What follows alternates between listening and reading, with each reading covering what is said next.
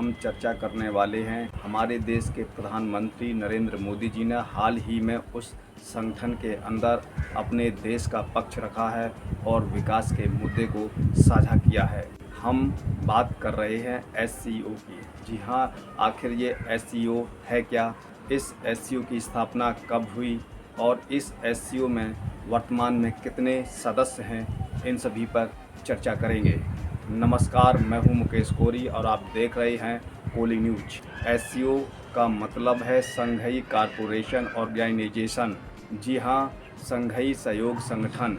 SCO की स्थापना 1996 में की गई थी और जब इसकी स्थापना हुई थी तो इसके अंदर 5 सदस्य थे। उन 5 सदस्य देशों में चीन, रूस, कजाकिस्तान, ताजिकिस्तान, किर्गिस्तान, ये 5 सदस्य थे। वर्तमान समय में एससीओ के अंदर 8 सदस्य हैं। 2001 के बाद इसमें 3 सदस्यों को जोड़ा गया है और वो 3 सदस्य हैं भारत, पाकिस्तान, उज़्बेकिस्तान। और 2001 के बाद इस संगठन का नाम बदल दिया गया। पहले इस संगठन का नाम संघीय 5 था, लेकिन अब वर्तमान में इस संगठन का नाम एससीओ है। इस संगठन का मुख्य केंद्र बिंदु है राजनीतिक, आर्थिक, विकास और सेना से संबंधित मुद्दों पर चर्चा करना और क्षेत्रीय स्तर पर विकास करना। इस एससीओ के अंदर, इस एससीओ की सभागार में देश का नेतृत्व देश के प्रधानमंत्री नरेंद्र मोदी जी ने किया है और उन्होंने किस तरह से भारत की बात को रखा है, महामारी को रखा है और महामारी के बाद आई आर्थिक मंदी की बात उन्होंने जो चर्चा की है। तो आपको हम देर ना करते हुए बयान। एससीओ के प्रभावी नेतृत्व के लिए मैं प्रेसिडेंट मिडवेदेव को हृदय से बधाई देता हूं। आज जब पूरा विश्व महामारी के बाद आर्थिक रिकवरी की चुनौतियों का सामना कर रहा है, एससीओ की भूमिका बहुत महत्वपूर्ण है। एससीओ के सदस्य देश वैश्विक जीडीपी में लगभग 30% का योगदान देते हैं और विश्व की 40% जनसंख्या भी एससीओ देशों में निवास करती है। भारत एससीओ सदस्यों के बीच अधिक सहयोग और आपसी विश्वास का समर्थन करता है। महामारी और यूक्रेन के संकट से ग्लोबल सप्लाई चेन्स में कई बाधाएं उत्पन्न हुई, जिसके कारण पूरा विश्व अभूतपूर्व ऊर्जा एवं खाद्य संकट का सामना कर रहा है। एससीओ को हमारे क्षेत्र में विश्वस्त, रेजिलिएंट और डाइवर्सिफाइड सप्लाई चेन्स विकसित करने के लिए प्रयत्न करने चाहिए।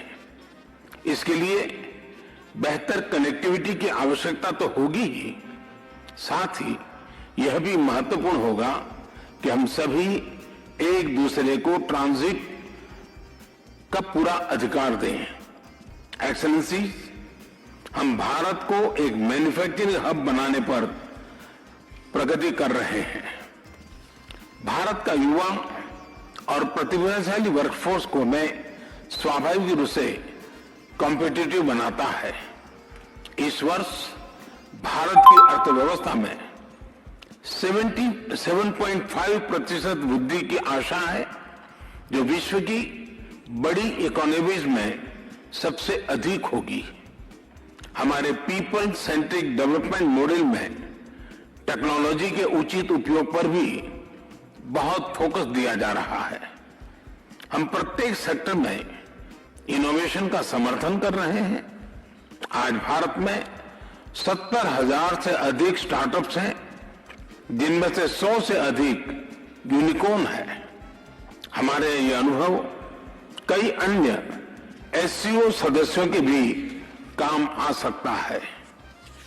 इसी उद्देश्य से हम एक नए special working group on startups and innovation की स्थापना करके एससीओ के सदस्य देशों के साथ अपना अनुभव साझा करने के लिए तैयार हैं। एक्सेलेंसी, विश्व आज एक और बड़ी चुनौती का सामना कर रहा है और यह है हमारे नागरिकों की खाद्य सुरक्षा सुनिश्चित करना। इस समस्या का एक संभावित समाधान है मिलेट्स की खेती और उपभोग को बढ़ावा देना।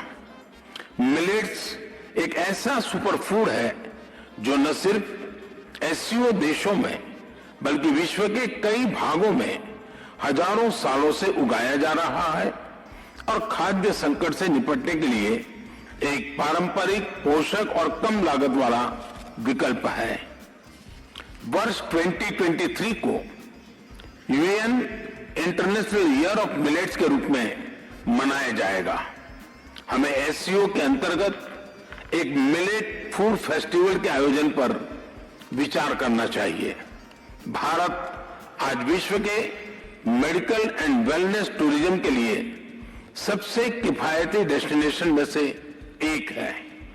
अप्रैल 2022 में गुजरात में WHO global centre for traditional medicine का उद्घाटन किया गया। पारंपरिक चिकित्सा के लिए यह WHO का पहला और एकमात्र ग्लोबल सेंटर होगा।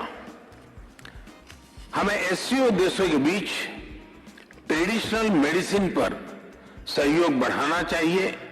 इसके लिए भारत एक नए SCO working group on traditional medicine पर पहल लेगा। अपनी बात समाप्त करने से पहले मैं प्रेसिडेंट मिर्जियोयेव को आज की बैठक के उत्कृष्ट संचालन और उनके गर्मजोशी से भरे आतिथ्य के लिए फिर से धन्यवाद अदा करता हूं। बहुत बहुत धन्यवाद। सुनाते हैं जिसमें देश के प्रधानमंत्री जी ने भारत का पक्ष रखा है, तो आप ये सुनिए कि आपने सुना। यहाँ पर देश के प्रधानमंत्री विचारों को आपने सुना है।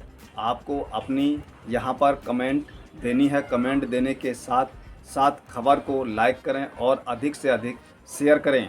हमारे चैनल को आप ज्वाइन करें और अभी तक चैनल को सब्सक्राइब ना किया हो तो शीघ्र जाकर चैनल को सब्सक्राइब करें, साथ ही बेल आइकन पर प्रेस करें, जिससे कि हमारी पढ़ने वाली प्रत्येक खबर का ताज़ा नोटिफिकेशन सबसे पहले आपको प्राप्त हो। हम फिर मिलेंगे एक नई खबर के साथ। तब तक आप हमको इजाज़त दीजिए। जय भारत।